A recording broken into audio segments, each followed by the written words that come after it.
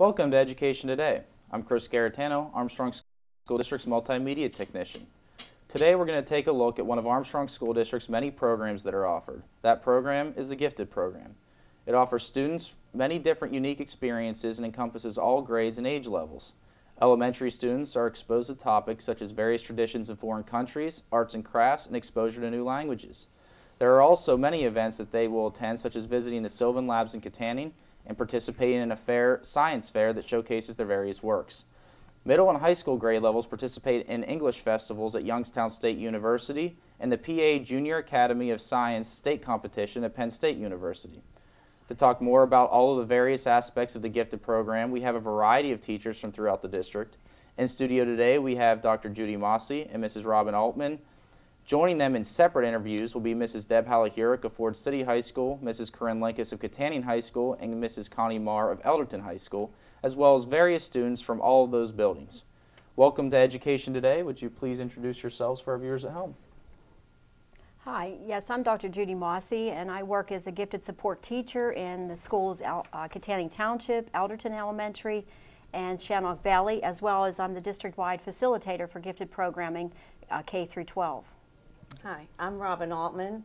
I teach at Lenape Elementary School. I'm the gifted support teacher there, and I service kindergarten through 6th grade. Okay. Now, Dr. Mossy, how does the district identify gifted students?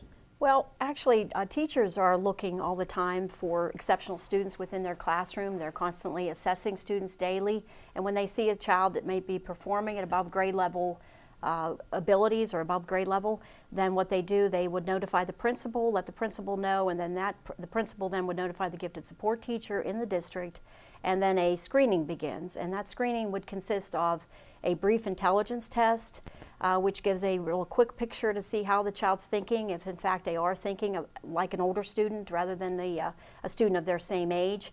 Also, a curriculum-based assessment is used, where we would look at the students' abilities based on their reading and math skills, and the regular ed teacher also is involved in giving input as far as how they see that child performing in the regular classroom. Now, are there certain characteristics that teachers and parents should look for when deciding whether a particular student should be referred for the gifted services? Definitely. There's many different profiles of a gifted child. Obviously, they're as unique as any individual can be, but there are certain characteristics that experts and the literature agrees on as far as what constitutes a gifted child. They can be distinguished from their same age peers, and the best thing to do is to do your research and go online and actually look for what's said to be a gifted child. An excellent website would be hoagiesgifted.org, and that's exactly like the sandwich, spelled exactly the same way, all one word, hoagiesgifted.org. You can find a lot of different resources there that would indicate what makes a gifted child. But in more general sense, if you want a general rule of thumb, there is a excellent article that's been out there, and you can find it very easily. It's called The Bright Child versus the Gifted Child, and it very clearly differentiates what makes what is a good student, what is a bright student versus a gifted child. Now, what kinds of gifted programming does the Armstrong School District provide for their gifted students? Okay, the type of programming that Armstrong provides really is very diverse. It has to be based on the child's needs. So therefore, the Gifted Individualized Education Plan team, or GIEP team, gets together, looks at the needs that the child has, the strengths, the areas of interest, and then bases the type of programming on those particular needs. All right, now Mrs. Altman, the Armstrong School District has a theme-based program for their elementary gifted students. Could you explain why this type of programming works best for our gifted students and what it is? Oh, sure. Several years ago, the gifted teachers, the elementary gifted teachers, got together and we decided we were going to revamp our programming. And we chose a theme approach. And a theme approach, you take multi-subject curriculum. We include subjects such as math, reading, language arts, art, music, whatever is out there that would fit in within the theme. And then we organize that under a broad topic or concept. And this allows the students to not only to have a deeper understanding of that topic, but to also have room for their individual interests and their strengths. So the gifted teachers got together, we developed the framework, And we made sure that we addressed the state standards, and then we added enrichment activities that would go with our themes. We repeat the theme in 4th through 6th grade every 3 years because we have new students. Right. And then we are able to reuse our materials and then further develop and improve on what we've done in the past. Another goal that we have, we thought was important for our students, was to get our students together a few times a year. We have a very large district, and we have pockets of gifted students here, there, and across the county. And we thought it would be good for them to be exposed to other gifted students and to learn to work together and learn from their peers. Sure. Okay. Now, could you give an example of a theme and how it would be used to provide appropriate gifted education at both the intermediate and primary levels? Well, next year, our theme for our intermediate students is water. And it's, as you can tell, it's a very broad topic. You can do a lot of things with water. Sure. We decided to first talk about the quality of our drinking water. And we read this book. One of the books we read was The Magic School Bus at the Waterworks by Joanna Cole. And it's a really fun, neat book. And it explains how a community uses the reservoir system and how the water is cleaned and processed, and then it goes into the community tap water. We then took a trip, actual field trip, to the Katanning Joint Water Authority, and the workers there were just wonderful, and they showed the kids all the many processes that it takes to produce clean water from the Allegheny River. Right. And then you're also addressing the issue of the waste that is left behind and how that has to be taken care of. It can't just be dumped back into the river. And so they were very interested with that trip. Another trip that we took was we went to Pittsburgh, and we were on the RiverQuest lab, and it's right down by Three Rivers, and the students then were told to make a hypothesis about the quality of the river water. Okay. And then they tested their hypothesis.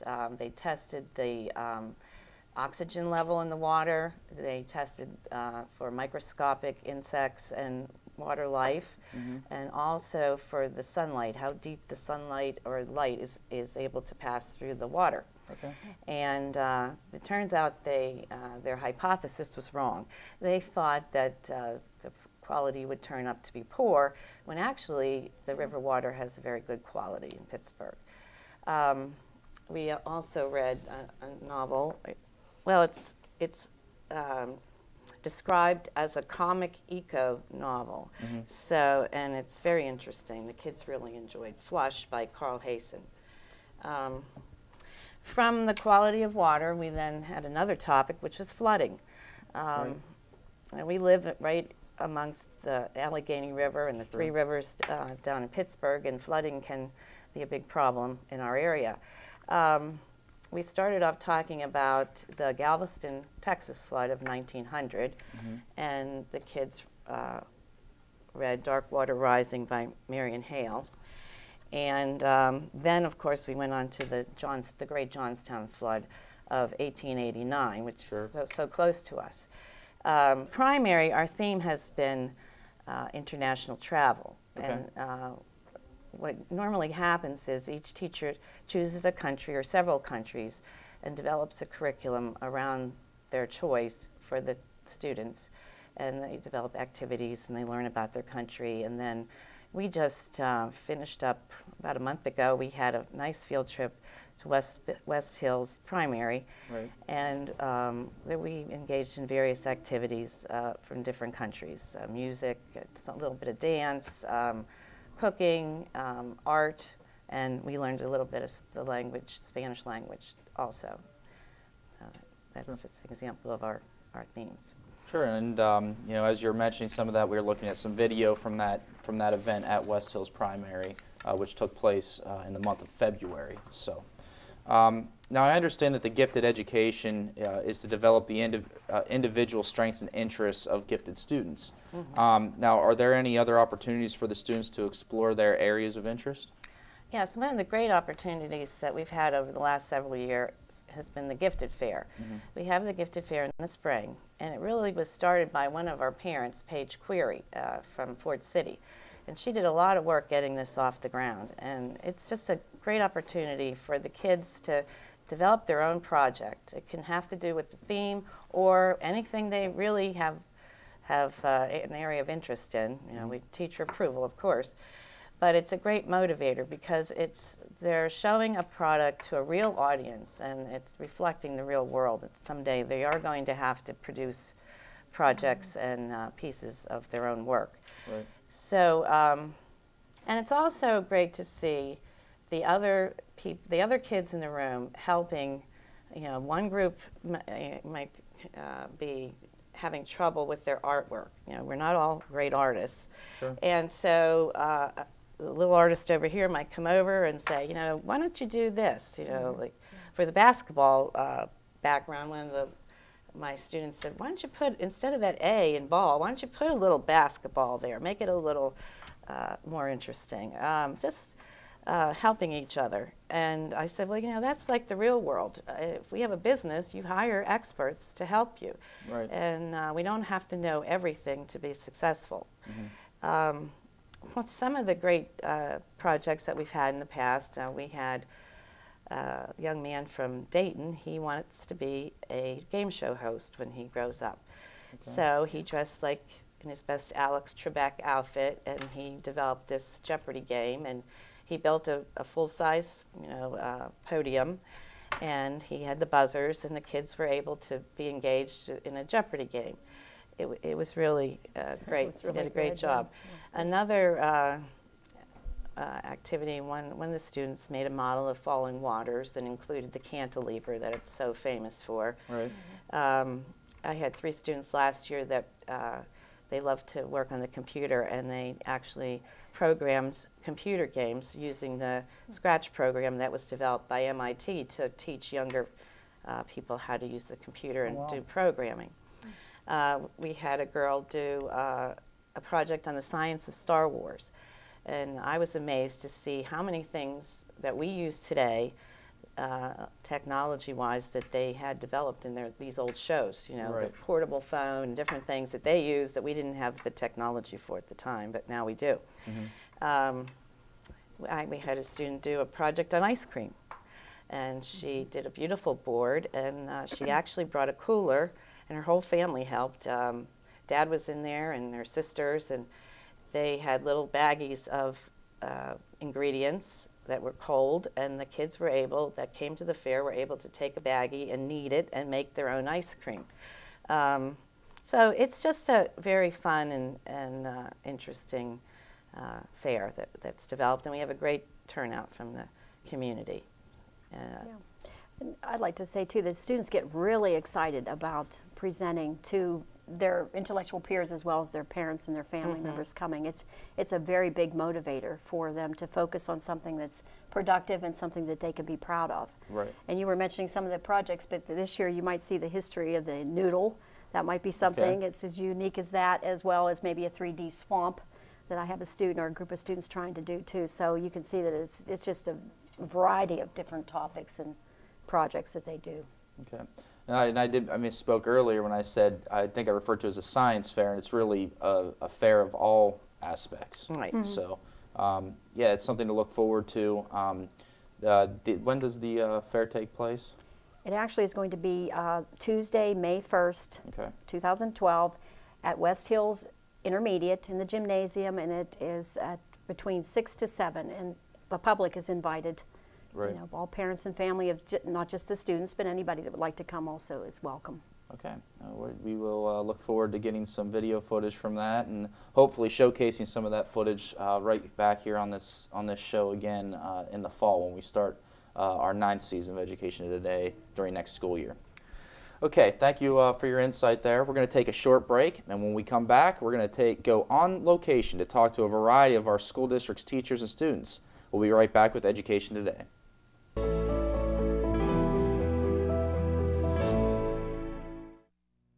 We're back with Armstrong School District's Education Today.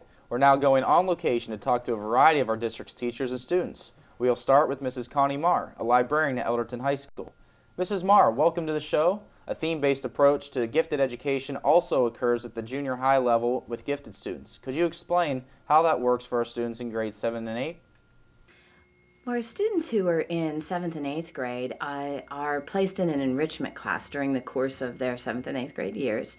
And in that class, we do a variety of different things, but one of the things that there is always a focus on a theme. It's usually selected over the course of the summer, and the themes rotate into various things. We've used a crime scene forensics unit. We've used environmental themes. We've currently are working in the theme in China and have learned a lot of different things relating to it. We've also taken a look at the Middle East. Usually when a theme is selected, we try to take something that is not normally covered in the regular classwork. So it's something that would be different, that would be unique, that would be challenging, that would provide a lot of higher level opportunities for the students to learn and to grow. So it gives them a lot of options and a lot of opportunities. Interesting. Now, I know we have some of your students there as well. Why don't you tell us who you are? Hi, I'm Brendan Glover. And I'm Danielle Blatt. Okay, what experiences have you had by participating in some for the gifted themes and the corresponding field trips? In 7th and 8th grade, I was in the gifted class, and some themes I really liked, some themes I didn't. Some that didn't catch my attention were the environmental themes, because I really didn't like going over every day about things that are good for the environment, things that aren't. But some of the themes I liked, for instance, was forensics, and we went over criminology and the legal system, and we found out different forensics uses like DNA testing, fingerprints, things like that. And the field trip that we went on for that was going to the courthouse and actually listening in on some court hearings, and we went to the jail, and I thought it was a good experience to know what actually court hearings are like and what a jail is like, which it was a lot different than what I thought it would be. All in all, I think themes are pretty good because I never would have learned anything around that in school. All right, now back to you here, Mrs. Marr. You have taken gifted students to both the regional and state competitions of the PA Junior Academy of Science. Could you explain how this kind of experience benefits our gifted students? Giving the students the opportunity to participate in Pennsylvania Junior Academy of Science is, I think, a really unique experience for the students, because they begin the process by looking at something that they're questioning, that they have an idea about, that they're wondering about, and they do some background research, they develop a hypothesis, they then move into designing how do we test this, how can we look at it, they do the actual testing, then they collect the data, analyze the data, evaluate everything, look at the process and be, what did I do wrong, what could I fix, all of that goes on. Then they think about what could we actually continue research, what would I want to know next. So it gives you that whole process of the scientific method from beginning to end, and it gives you this cyclic idea of the process. Then they have to take all of that information and they have to present it. They have 10 minutes to talk to a set of judges and other students in a room. And that's a little high pressure, especially when you're talking about some of the 7th and 8th graders. And it can happen for anyone 7th through 12th grade, but especially with those younger kids, they're standing up in front of their peers, they're presenting academically, and they really have to make their research work and show what they've done and what they've learned through the whole process. Okay, guys, could you talk about a project that you did for PJAS and tell us what you learned by doing this project? I competed in PJAS for 3 years. In 9th grade, I ended up getting a first place at Slippery Rock, and I got to go to the state competition at Penn State. I did my project that year on how music and different genres of music affect typing speed. I ended up getting a first place at Penn State too. I thought it was a really cool experience because you get to stay on a college campus. You get to see what it's like to be at Penn State and see if you would like to go there for a college. You get to meet new people and see what different kids your age do their projects on. You get to learn a lot of new things, and it's just a really neat experience. When I went to PJS, in 7th grade, my project was on an algae. It was called golden algae in Duncan Creek. And my project was on to see if I could actually grow this algae. The reason why I wanted to was because the algae wipes out fish populations. In Duncan Creek, there were thousands of fish that died. And I wanted to know what conditions create an algae bloom like whenever the fish died.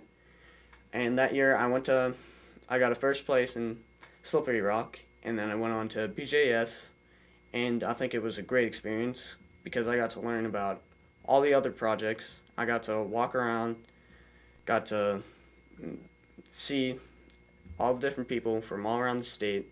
I had figured out that I really like Penn State, and I'm considering going to it.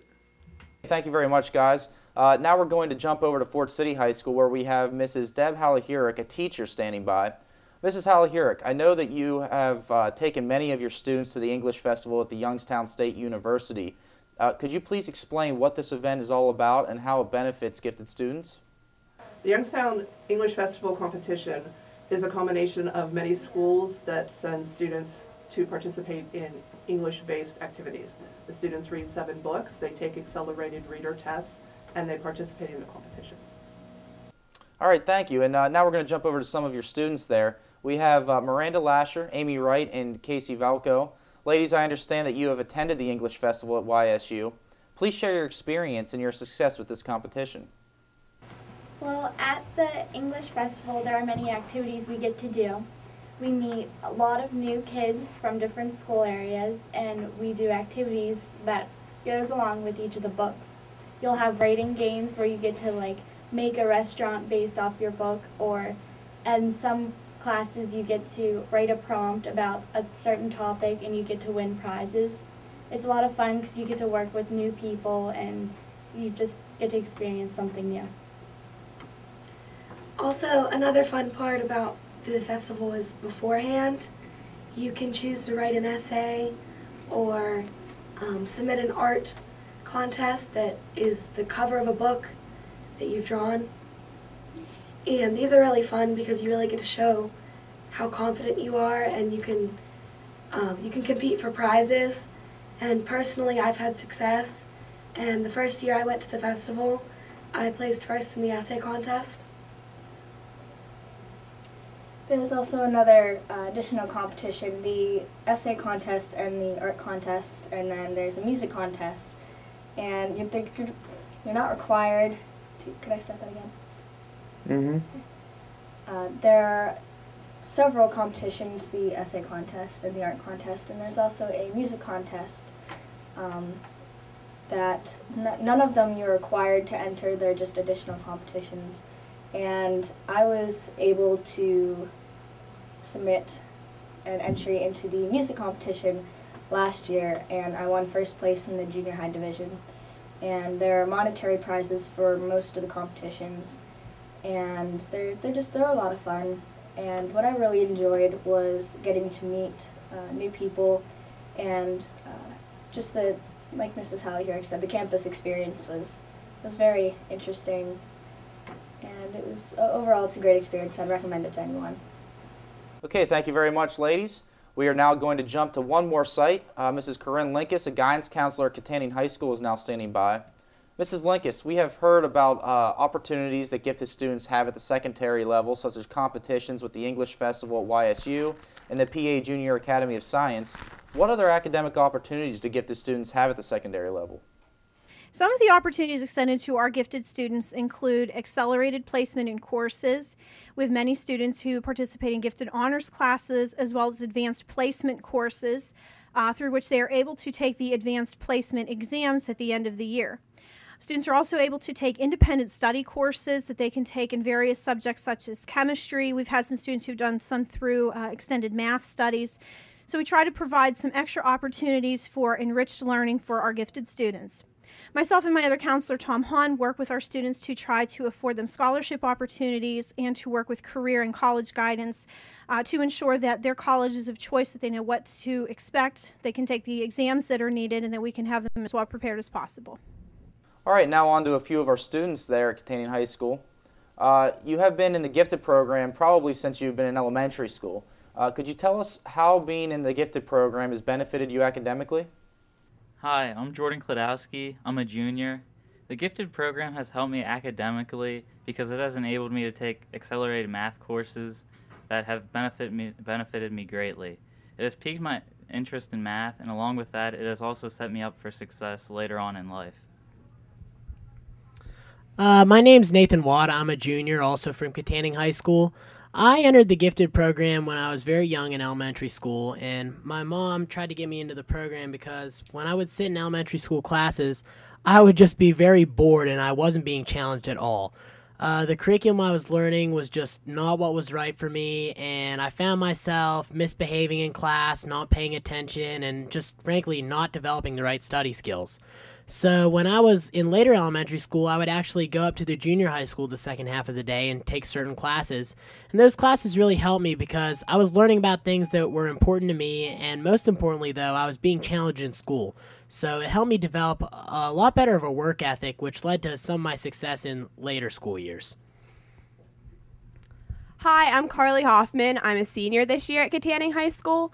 The gifted program helped me a lot because whenever I was younger, it took me out of classes that, as Nathan was, I was bored in, and it put me in an environment around peers that were at the same level academically as I was, so we could bounce ideas off each other and really push each other to do our best and strive for excellence. And this competition has carried over into high school, and we're all really close friends now and push each other to do our best, and I don't feel like I'd be excelling as I am if I wasn't around these people.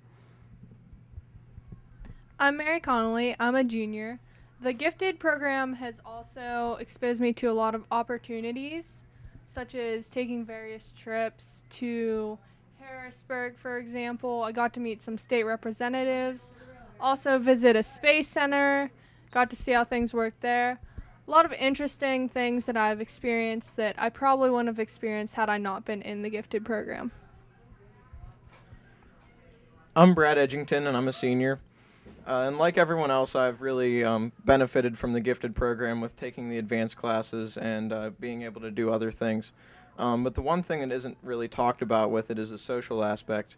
A lot of times you have smaller class numbers and it's more one-on-one attention with the teacher and a lot of interaction with your classmates because you get to know them well. And I know for me that really helped because as I was younger I was shy, and it's kind of allowed me to come out of my shell. And so that way the gifted program has really helped me out. Thank you very much to all of our guests that joined us there in that segment. It sounds like there are a lot of great things going on for all age students in ASD's gifted program. Is there anything that you two would like to add for the benefit of our viewers to kind of wrap up today? Well, I'd just like to remind everyone to attend the Gifted Fair if you're interested. And it's Tuesday, May 1st at West Hills Intermediate School from 6 to 7 p.m. Thanks. Okay. All right, that's our show for tonight. We learned a lot about the Armstrong School District's gifted program. This was really just a preview into it, though. Look for our follow-up in the fall when we will have some footage from some more of the events that we discussed here tonight, including the Gifted Fair coming up here at the beginning of May. I'd like to thank our many guests, Dr. Judy Mossy, Mrs. Robin Altman, Mrs. Deb Halleck-Urick, Mrs. Connie Marr, and Mrs. Corinne Linkus, all of the Armstrong School District, as well as our many student guests that participated today. I'd also like to thank our film crew of Katanning High School, led by their teacher, Mr. Don Swanson. Please join us again next week for another look at the Armstrong School District. DVD copies of this and all Education Today programming can be requested by contacting myself, Chris Garatano, at Katanning Junior High School. Visit our website for updated news and information about the district, and as always, have a great week.